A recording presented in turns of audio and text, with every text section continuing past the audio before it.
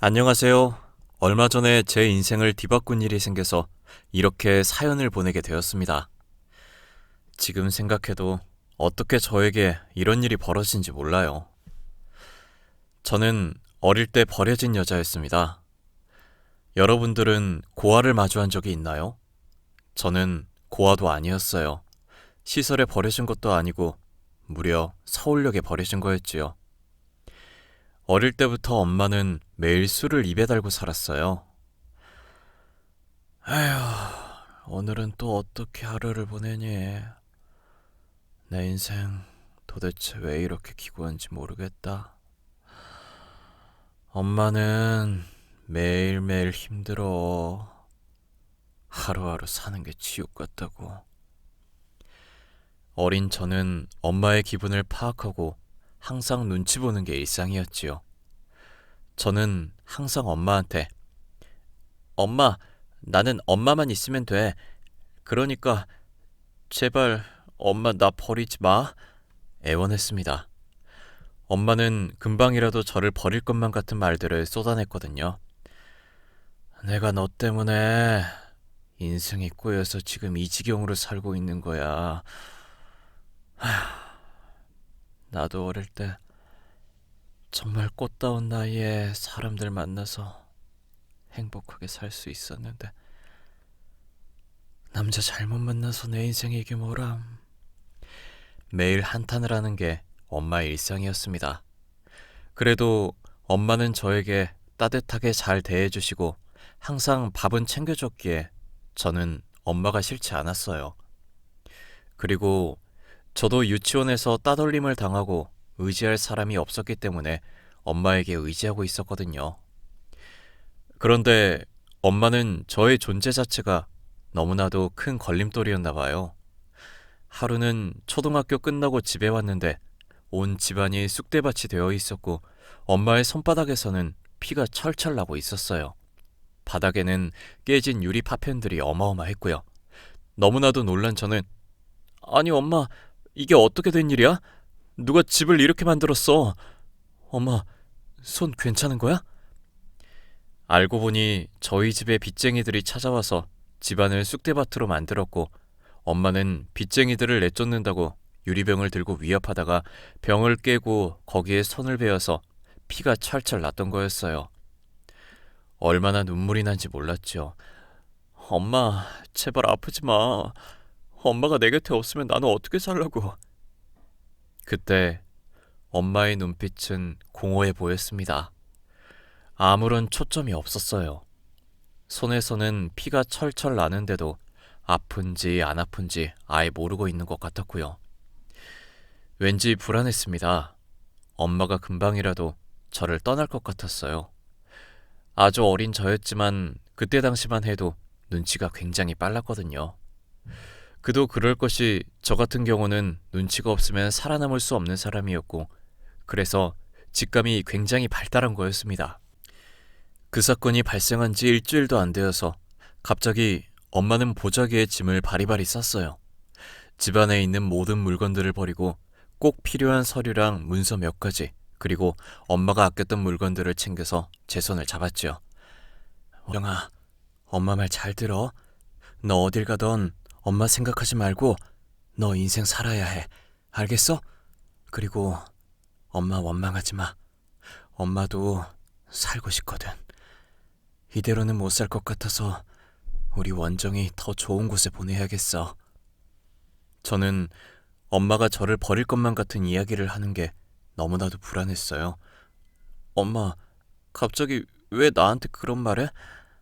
제발 그러지 마, 엄마. 나 불안하단 말이야. 어?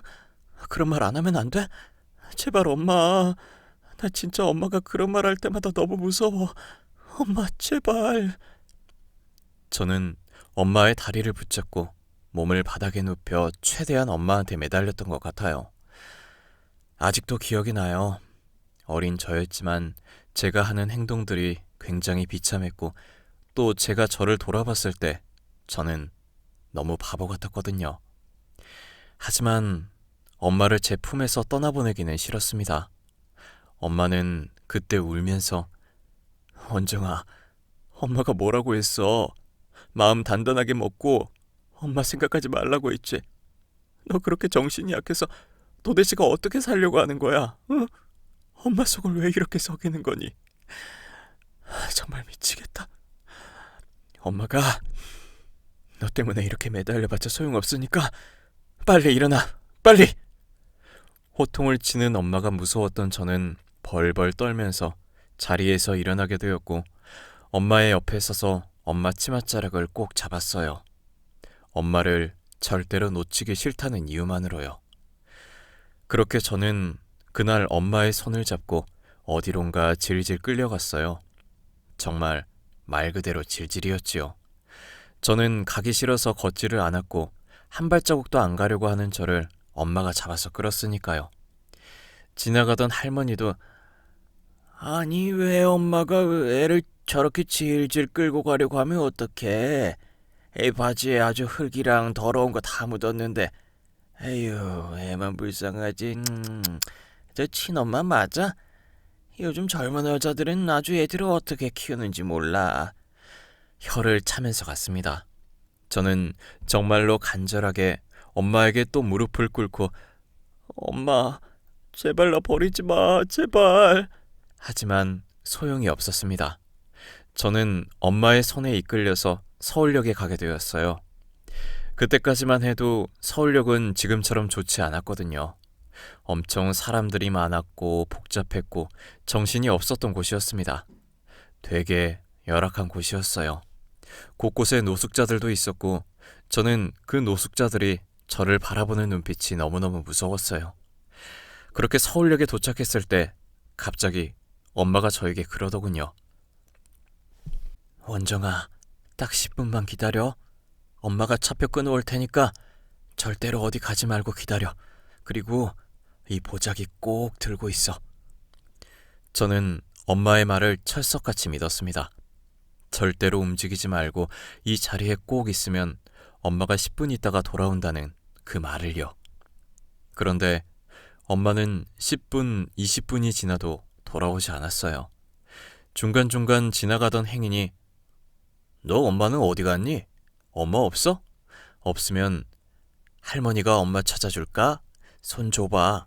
하지만 저는 엄마와의 약속을 지키겠다는 신념 하나로 철석같이 엄마를 믿고 기다렸어요. 중간중간 저에게 말을 건 사람들은 저를 껌파리 시키려고 제게 다가온 악마 같은 사람들이었지요. 그런데 시간이 지나자 그 악마보다 더 악독하고 무서운 악마가 저를 찾아온 겁니다. 그 사람은 바로 엄마의 지인이었어요. 엄마는 지인에게 저를 맡기려고 절 서울역에 데려간 거였습니다. 저에게 말하면 제가 안 따라갈 것을 아니까 일부러 저를 서울역에 혼자 있게 한 다음에 지인들에게 저를 찾아서 데리고 가라고 한 거였어요. 너가 원정이구나. 엄마가 급한 일이 있어서 원정이를 우리한테 맡겼어. 우리랑 가자. 가서 밥 먹고 잘 살고 있으면 엄마가 오실 거야. 거짓말 치지 마요. 엄마가 10분만 있으면 다시 온다고 했거든요. 왜 나한테 그러는데요? 나는 절대로 안 따라갈 거야. 그러니까 저한테 뭐라고 하지 마세요. 그 사람들은 당차게 말하는 저를 보고 코웃음을 쳤어요. 그때 전화기를 들어서 누군가에게 전화를 걸더라고요. 그리고 그 전화기를 저에게 바꾸어 줬고요. 엄마야 원정아. 그 사람들 엄마 친구들이니까 그분들 따라가서 잘 살면 돼. 그분들이 원정이한테 따뜻하게 밥도 줄 거고 행복하게 해줄 거야. 엄마가 일이 생겨서 멀리 가야 할 것 같아. 능력 없고 힘없는 엄마를 너무 미워하지 말고 더 좋은 환경에 가는 거니까 열심히 살고 엄마는 잊어. 엄마라는 존재는 잊어라, 원정아. 저는 엄마의 목소리를 들은 순간 안도감이 생겼고 엄마가 그 사람들을 따라가도 좋다는 말에 철석같이 지켰던 그 서울역 노란 의자를 벗어났어요. 저는 그 사람들의 손에 이끌려 작은 차를 탔고 그분들의 집에 가게 되었지요. 그분들은 처음에 저에게 무척이나 잘해줬어요. 부부였거든요. 아무래도 불임인 부부였던 것 같았고 엄마의 지인들이었는데 엄마 사정을 듣고 저를 입양 비슷하게 한 것 같았지요.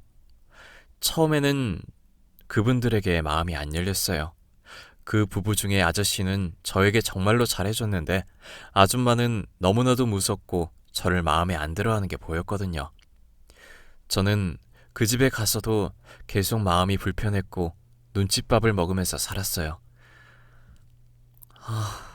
나는 언제 이런 인생에서 벗어날 수 있을까? 힘들어. 나 정말 죽은 사람처럼 엄마 옆에서 아무것도 안 하고 가만히 있어도 좋은데 엄마는 왜 나를 부담스러운 존재로 자꾸 생각하는 거야? 엄마 미워. 정말 미워. 이런 생각이 가시지 않았어요. 그렇게 제가 중학교 2학년에 올라갔을 때 저를 키워주신 그 부부가 이혼을 하시고 저를 그 아줌마가 데리고 간 거였어요. 그런데 제가 아까 말했다시피 그 아줌마는 저를 별로 좋아하지 않는 사람이었거든요. 그래서 이혼하시고 작은 단칸방에 살 때 항상 저에게 아휴, 진짜 내가 어쩌자고 너를 데려와서 입 하나만 더 늘리고 아휴, 속이 터진다 터져. 이거를 뭐 어떻게 물을 수도 없는 노릇이고 아주 미치겠어. 저는 더더욱 불청객이 된 것이었지요. 어릴 때부터 저라는 사람은 항상 어딜 가던 환영받지 못하는 그런 사람이 되었던 거였어요. 너무나도 슬프고 힘들고 죽을 것만 같았지요. 그때 저는 아마 공황장애가 있었던 것 같아요. 그런데 그 아줌마는 결국에 저를 팔아버린 겁니다. 저희 엄마가 저를 버렸던 것처럼 그 아줌마도 제가 감당이 안 되었던 것인지 미아리에 저를 데리고 갔어요. 그때 저는 아무것도 몰랐죠. 정말 순수한 사람이었으니까요. 미아리 그 검은 골목길을 들어가면 정말로 다른 세계처럼 붉은 색깔 조명이 켜져 있는 가게들이 쫙 늘어서 있거든요. 저는 그걸 보고 엄청 놀랐습니다. 그 안에 들어가는 것을 뿌리쳤습니다. 아줌마, 저 여기 안 들어갈래요. 느낌이 이상하고 이곳은 좀 아닌 것 같아요. 왜 저를 여기로 데리고 온 거예요? 내가 너를 감당할 수 없을 것 같아서 너 여기서 살라고 데리고 왔다. 아줌마도 너 감당 못해. 아유, 진짜 불임이면 그냥 아이 없는 대로 살걸. 뭐가 그렇게 옛날에는 남의 아이라도 가지고 싶어 했던 건지. 그 아줌마는 저를 데리고 안으로 들어가려고 했고 저는 그 가게 문짝을 잡고 안 가겠다고 손이 노랗게 될 때까지 힘을 줘서 문짝을 잡았어요. 악을 지르니까 거기 가게에 있는 언니들이 다 저를 쳐다보고 수군대고 난리도 아니었지요. 그때 아줌마가 어이, 삼촌, 우리 왔어. 정식이 삼촌 저기 있네. 아, 너가 말한 여자가 이 여자야? 야, 너 아무리 양심이 없어도 그렇지 중학생을 나한테 맡기면 어떡해? 난 이런 거 케어 못해. 내가 아무리 물장사를 해도 양심은 있는 사람이란 말이야. 중학생은 진짜 데리고 있기 싫어. 나도 감당 안 된다고. 아, 진짜 약속한 게 있는데 자꾸 이런 식으로 나올 거야? 요즘 아가씨 구하기 힘들다며. 전 그러면 애 데리고 있다가 청소부 일이라도 시키던가. 나도 힘들어 죽을 것 같다고. 아줌마는 저를 미아리에 팔아넘기려던 참이었어요. 그때 앞집에 있는 마담처럼 생긴 어떤 나이가 좀 있으신 여자가 갑자기 저를 부르더라고요. 어머, 얘 인생도 참 기구하지. 아니, 어른들이 애를 데리고 와서 이딴 곳에서 흥정을 하면서? 됐어. 내가 그럼 데리고 갈게. 아줌마, 애 중학생 같은데 학교는 어떻게 처리했어요? 자퇴시켰고 대안학교 쪽 알아보다가 검고로 졸업시켰고요. 애가 빠릿빠릿하고 얼굴도 이뻐서 데리고 있기 좋을 거예요. 저도 지금 제 앞가림도 힘든데 이렇게 큰 애 못 데리고 있어서 그래요. 결국 저는 아줌마한테 또다시 버려진 거고 정말 믿기 힘드시겠지만 미아리에 팔려나간 겁니다. 그 어린 나이에요. 그래도 다행인 것은 거기서 활동하는 사람들이 나름 정신머리는 제대로 박혀 있었다는 거였어요. 제가 나이가 어리고 딱 봐도 애떼어 보이니까 손님들한테 저를 내보내지는 않더라고요.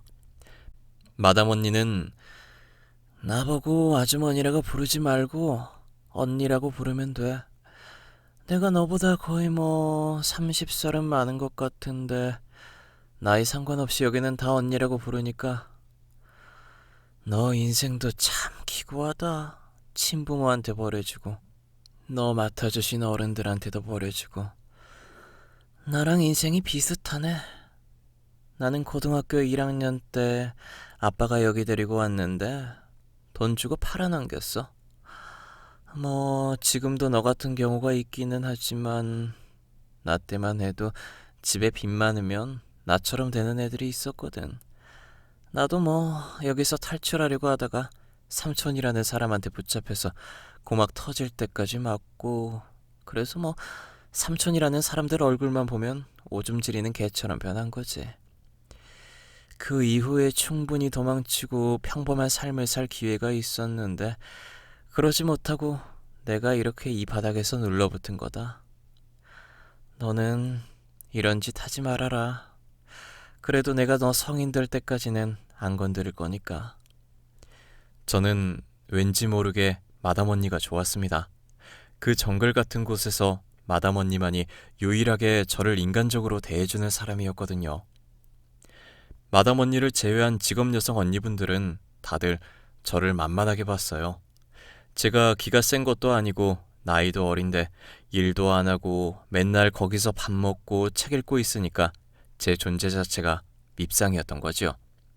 언니, 아니 쟤는 왜 여기 있는 거야? 우리처럼 일하는 것도 아니고. 아니 우리는 이런 일을 하고 싶어서 하는 줄 아나? 아 진짜 나도 쟤처럼 고상하게 밥 먹고 책 읽으면서 살고 싶다고. 아 짜증나게 하고 있어. 제 얼굴 볼 때마다 빡친다니까. 왜 마담 언니는 우리랑 쟤랑 차별시켜? 야 됐어. 할 게 없어서 고등학생한테 질투를 하냐. 쟤도 성인이 되면 우리처럼 일하겠지. 한참 좋을 때니까 냅둬. 돈에 예민하고 손해보는 거 절대로 못 참는 마담 언니가 쟤를 그냥 고상하게 책 읽게 놔두겠어? 쟤한테 들어간 비용 다 장부 써서 청구하겠지. 이런 식으로 사람들은 저의 뒷담을 어마어마하게 깠어요.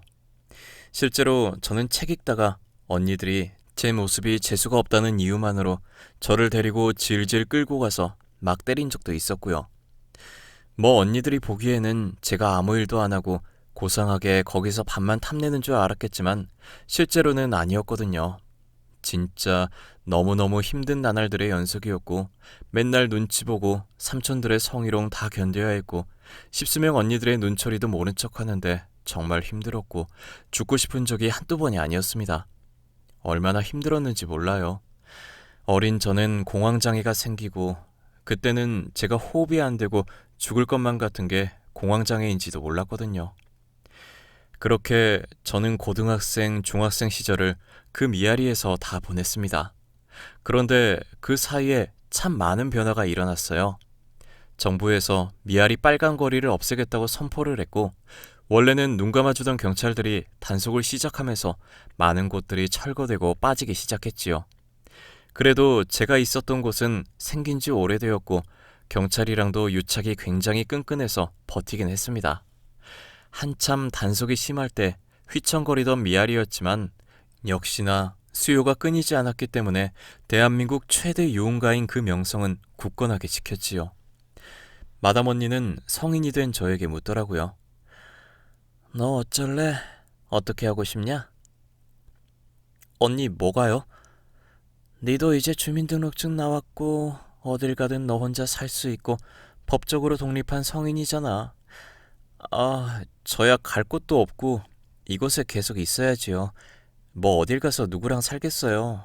제가 배운 것도 없고 대학도 안 가고 심지어 고등학교 나오지도 않았는데요. 다 검정고시 치고 저 같은 사람이 사회에 어떻게 흡수되겠어요? 니 미쳤냐? 내가 너한테 욕한 적 없지? 너 정신 똑바로 차려. 이딴 거지 같은 속을 해서 계속 살 작정이었어? 내가 왜 니를 이렇게 오랜 시간 동안 욕먹으면서 데리고 있었는데? 너 때문에 나 가게 사장님한테도 엄청 욕먹었어. 그런데 니 지키고 싶어서 데리고 있었던 거야. 너 미아리에서 몸 팔면서 살려고 했어? 아, 그건 아닌데. 진짜 내가 원정아, 내가 너한테 말하는 건데 너는 제발 나 같은 인생 살지 말아라. 응? 나는 아직도 매일 몇십 년이 지나도 생각이 나. 아빠가 나를 작은 방에 가두고 3일 동안 밖에 안 내보낸 게 내가 미아리에 안 간다고 하니까 그런 식으로 내 정신 상태를 완전히 박살낸 거야. 나는 살고 싶어서 제발 꺼내달라고 애원했고 그래서 내가 아빠 손에 이끌려서 아니 그냥 자발적으로 이 세계에 들어온 거였지. 나는 여기서 3년만 일하고 도망칠 생각이었어. 그런데 사람이 참 무섭더라. 이런 식으로 돈을 버니까 어디 나가서 알바 같은 거를 못 하겠는 거야. 이 일은 마약이야. 절대로 손대서는 안 되는 아주 강력한 마약이라고. 알겠어? 저는 그 순간 마담 언니의 눈동자에서 서글픔과 우울함, 그리고 말로 표현할 수 없는 정말 마음 아픈 그 무언가가 느껴졌어요. 마담 언니는 죽지 못해서 사는 것 같았거든요. 그런 마담 언니를 보니까 울고 싶었습니다. 솔직히 저는 미아리를 벗어나서 혼자 살아갈 자신이 없었거든요. 하지만 마담 언니의 그 무섭고도 단호한 목소리에 저는 가슴 깊은 곳에서 뭐라고 설명할 수 없는 뜨거운 열망 같은 게 피어올랐어요. 그래, 내 인생 내가 일으켜야지. 내가 살아가야지. 이 구렁텅이 끔찍한 곳에서 벗어날 수 있는 유일한 방법은 나 자신이야. 저는 마담 언니한테 말했습니다. 언니, 저 이곳에서 나갈게요. 마담 언니는 그때 희미한 미소를 짓더라고요. 오묘했습니다. 언니는 제 손에 300만 원을 쥐어줬어요. 나도 돈 없어. 맨날 빚이야. 그런데 니한테 주려고 몇 년 전부터 조금씩 모아둔 거거든? 이거 들고 어디 작은 방 얻어서 알바를 하던 사무직을 하던 그렇게 살아. 평범하게 살아. 남들처럼 하하호호 행복하게 사소한 거에 즐거워하면서 그렇게 살라고. 아마도 마담 언니가 저에게 바랐던 모습은 마담 언니의 꿈이었을 거예요. 저는 언니에게 꼭 그렇게 살겠다고 언니도 행복하라고 했지요. 그렇게 미아리를 벗어난 저 사실 쉽지 않았어요. 마음 먹은 대로 모든 게 이루어지면 얼마나 행복할까요? 하지만 세상은 그리 만만한 곳이 아니었지요. 알바를 하려고 해도 중학교를 자퇴한 절 써주는 곳은 없었고 돈 잘 번다는 캐디 일을 하려고 해도 절 뽑아주지 않았어요. 뽑힌다고 해도 저는 금세 그 무리에서 왕따를 당하거나 얻어맞기 일쑤였지요. 아무래도 미아리에서 맨날 기가 죽은 채 살다 보니까 사회에 나와서도 그 모습이 보였던 거였지요. 그래서 정말 힘들었습니다. 다행히 한 호프집에서 서빙하는 일에 뽑혀서 일하면서 살 수는 있게 되었어요. 하지만 거기서 당한 일들, 말로 표현하기 고통스러울 정도로 힘든 많은 것들을 겪으면서 저는 마음이 갈기갈기 찢어졌지요. 그리고 저를 낳아준 친엄마, 낳기만 하고 저를 버린 친엄마가 너무나도 원망스러웠습니다. 나를 버릴 거면 낳지를 말던가 왜 이렇게 나를 힘들게만 하는 거냐고 외치고 싶었어요. 그렇게 저는 꼬박 10년을 버텼던 것 같아요. 알바에는 보 같은 사람이었지요. 손가락은 성한 곳이 없었고 매일 거의 4시간씩만 자면서 알바를 했던 것 같아요. 새벽에는 목욕탕 청소하는 알바, 그리고 오후에는 영화관에서 잠깐 시간제로 일하고 쪽잠을 자고 잠깐 호프집에서 다시 알바를 시작하고 저는 의문이 들었습니다. 이렇게 힘든데 평범하게 사는 게 행복하지 않은데 왜 마담 언니는 나한테 이런 삶을 살라고 한 걸까? 마담 언니, 언니가 바랬던 삶은 행복하지 않은 것 같아요. 평범한 삶은 신기루 같은 건가 봐요. 매일 그 생각을 했습니다. 버티고 버티다 보니 저는 연애도 못하고 그냥 저만의 세계, 저만의 동굴에서 저를 꽁꽁 감추고 살아가는 한 사람이 되었어요. 일을 마치고 단칸방에 들어가서 쓸쓸하게 잠에 들 때면 현타가 오기도 했지요. 다시 나 그냥 미아리에 들어갈까? 이런 생각도 들었습니다. 왜 그런 말이 있잖아요. 감옥에서 나온 사람들은 행복할 줄 아는데 사회에 적응하지 못해서 다시 감옥으로 들어가고 싶다는 말이요. 딱 그게 저 같았습니다. 남들은 그곳을 왜 들어가고 싶냐고 할 수 있어도 저에게 그곳은 익숙한 곳이었으니까요. 하지만 그런 생각이 들 때마다 마담 언니의 눈빛이 제 눈앞에서 아른거려서 저는 그러지 못했습니다. 그런 충동이 들 때마다 꾹 참고 버티고 또 버티자고 저 스스로 다짐을 했지요. 그렇게 살다 보니 어느새 모은 돈도 제법 생기고 마음의 여유가 생겼습니다. 거의 8천만 원 정도 제 힘으로 모은 거니까요. 제법 자신감이 붙은 저는 그 돈을 가지고 전세 계약을 했어요. 서울 변두리 작은 방 계약을 했는데 저는 몰랐지요. 제가 전세 사기를 당한 것을요. 집주인은 이중 계약을 했고 부동산과 한패였던 겁니다. 이런 식으로 엄청난 사람들의 돈을 불법으로 가지고 간 거였지요. 이삿날 저 말고도 다른 사람이 집에 들어오려고 한 순간 저는 그때 전세 사기를 당했다는 것을 알게 되었고 몇 년간 개고생해서 정말 피땀 흘려서 번 돈을 싹 다 날린 거였죠. 저는 그때 진짜 말로 표현할 수 없는 어마어마한 절망감을 느꼈습니다. 세상이 어떻게 이렇게 불공평해? 아니, 열심히 살았으면 그래도 나 이 정도로 열심히 살았으면 행복해져야 하는 거 아니야? 왜 이렇게 나를 힘들게 하는 건데? 제가 악을 쓰니 사람들이 다 저를 쳐다볼 정도였지요. 하지만 저는 그런 거를 신경 쓸 겨를이 없었습니다. 당장 제가 힘들어서 죽을 것만 같았거든요. 너무너무 힘들어서 숨도 쉴 수 없었습니다. 그 기분 아시나요? 눈을 뜨면 또 하루가 시작되었다는 절망에 죽고 싶어서 매일 발버둥을 쳤던 그 기분이요. 저는 그랬습니다. 아침에 눈을 뜨는 게 무서웠고 잠드는 것도 무서웠어요. 다시 눈을 떠야 하니까요. 그렇게 하루하루 지내다 보니까 저는 제정신이 아니었어요. 그냥 미친 사람이 되어 있었던 거고 우울증도 극심해서 전목을 매달려고 밧줄을 사고 실행에 옮겼지요. 하지만 그때마다 밧줄의 매듭을 풀리고 제가 정신을 잃기 전에 저는 다시 살아나게 되었습니다. 그리고 정말로 마음을 먹고 연탄을 사서 단칸방에서 연탄을 피웠을 때 정신을 잃기 전 누군가 저의 문을 두들겼고 인기척이 없지만 연탄 냄새가 자욱히 문 밖으로 나오는 것을 본 어떤 분이 신고를 해서 저는 병원에 실려가게 되었어요.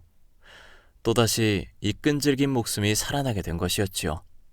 그때 저를 찾아온 사람은 의외의 인물이었습니다. 변호사였어요. 안녕하세요.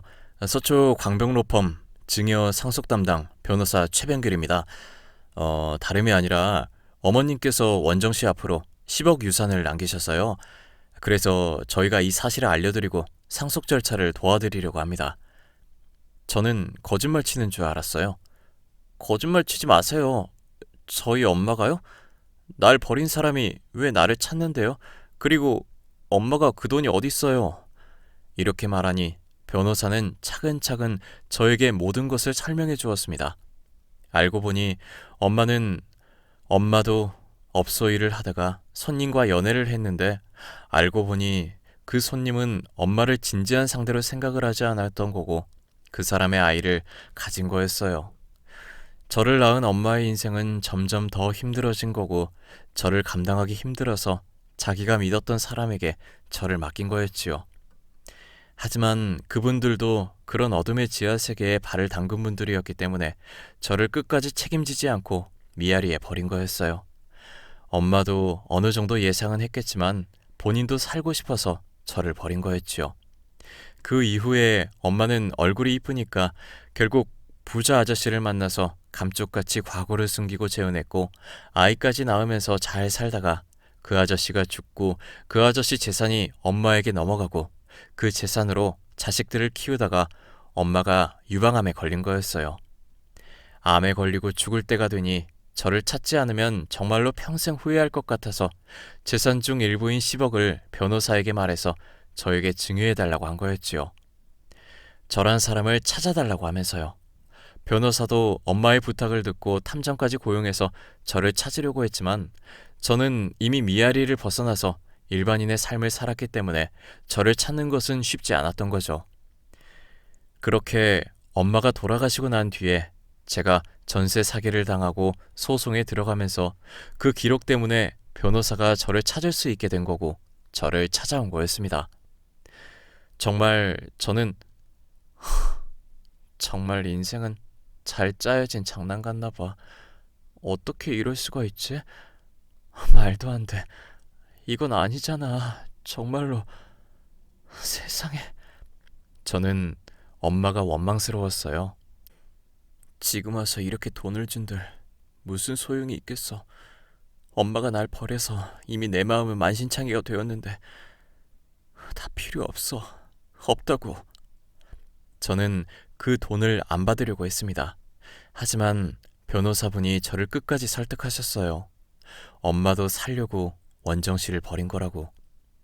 원정 씨가 엄마의 마음을 전부 이해하지 못하겠지만 죽기 직전까지 원정 씨를 생각하는 어머님을 보면 얼마나 원정 씨를 사랑했는지 알 수 있을 거라고 저에게 말해주었지요. 눈물이 왈칵 날 것 같았지만 저는 꾹 참고 변호사의 말을 들었어요. 참 죽기 직전에 엄마가 부탁한 변호사에게 발견되어 산 나의 인생, 그리고 갑자기 생긴 10억이라는 돈. 저에게는 모든 게 생소했습니다. 솔직히 전세자금 사기 때문에 정말 많이 힘들었는데 돈이 덜컥 생기니까 든든하긴 하더라고요. 이 돈으로 어떻게든 버틸 수 있겠다라는 생각이 들면서요. 확실히 사람이 돈이 생기니까 마음에 여유가 생기긴 하더라고요. 저는 그 돈으로 뒤늦게 방송통신대학에 가서 학위를 땄어요. 대한민국에서 일자리를 구하려면 어쩔 수 없이 학위는 있어야 하더라고요. 저는 학위를 따고 본격적으로 취업을 하기 시작했습니다. 아주 운이 좋게 한 회사에 들어가게 되었어요. 그곳에서 평생의 배필을 만나게 되었죠. 그 남자는 저의 과거를 다 알고서도 따뜻하게 안아주었고 정말로 화목한 가정에서 자라왔죠. 그래서 저에게 무한한 사랑을 주었고 부모님에게서 받지 못한 사랑을 그 남자에게서 받은 저는 정말 사는 내내 행복했습니다. 그리고 마담 언니가 생각이 났어요. 아, 이래서 언니가 평범한 삶을 살라고 한 거구나. 사랑하는 사람을 만나서 내 편을 만들고 마음의 안정을 찾으라는 이야기가 여기서 나온 거구나. 이런 삶이 마담 언니가 원했던 삶이구나. 저는 결혼하고 나서도 마음이 편하지 않았어요. 자꾸 마담 언니가 생각이 나더라고요. 언니는 아직도 미아리에 있을까 하고요. 저는 조심스럽게 남편 몰래 미아리에 가보았습니다. 그리고 사람들에게 물었어요. 여기 마담 언니 어디 갔어요? 아, 자궁에 암 생겨서 지금 아산병원에서 투병 중이잖아. 에휴, 항암한다고 머리 다 빠지고 모은 돈도 다 썼나 봐. 가족이 있어야 챙겨주지. 아무도 챙겨주는 사람 없고. 저는 심장이 쿵 내려앉는 듯 했습니다. 말도 안 돼. 이게 무슨 소리야? 저는 바로 아산병원에 달려가서 언니 이름을 대고 병실에 찾아갔어요. 그렇게 이쁜 마담 언니, 정말 헬스한 얼굴로 누워있더라고요. 저는 하늘이 언니, 마담 언니의 본명을 불렀습니다. 하늘보다 더 청순하고 이뻤던 언니. 눈을 땡그랗게 뜨고 저에게 너 어떻게 여기를 알고 왔어? 엄청 놀랐어요. 저는 그때 언니한테 파묻혀서 얼마나 울었는지 몰랐습니다. 눈물이 펑펑 나고 진짜 속상하더라고요. 그간 제가 살았던 모든 것들을 말해주었어요. 그날 하루 종일 내내 떠든 것 같아요. 저는 언니에게 언니, 이제 내가 언니 가족이 되어줄 거야. 언니가 그토록 원했던 평범한 삶, 우리 그 삶 같이 살아보자. 응? 나 언니한테 많은 도움이 되고 싶어. 나 언니의 가족이 될 거야. 언니, 병원비 걱정하지 마. 응?